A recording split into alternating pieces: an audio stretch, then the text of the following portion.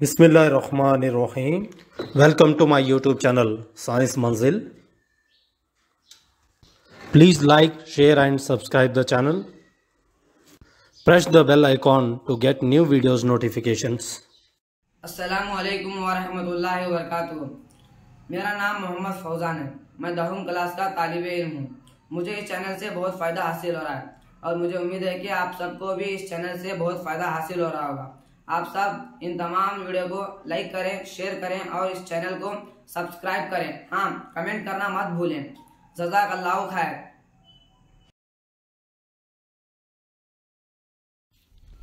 Question number 49। ए, सितारे टिमटिमाते हुए नज़र आते हैं क्यों?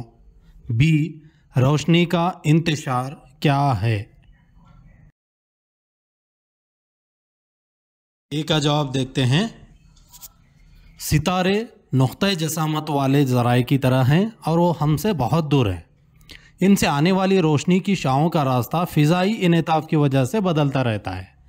इसी वजह से तारों का ज़ाहरी मुकाम घटता और बढ़ता रहता है और इनसे आने वाली रोशनी झिलमिलाते नज़र आती है और सितारे टिमटिमाते हुए नज़र आते हैं।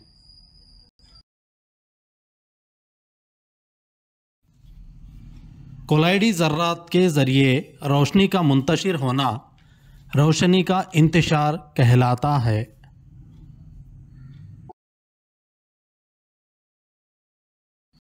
इन तमाम सवालात के PDF के लिए व्हाट्सएप चैनल साइंस मंजिल को ज़रूर फॉलो करें।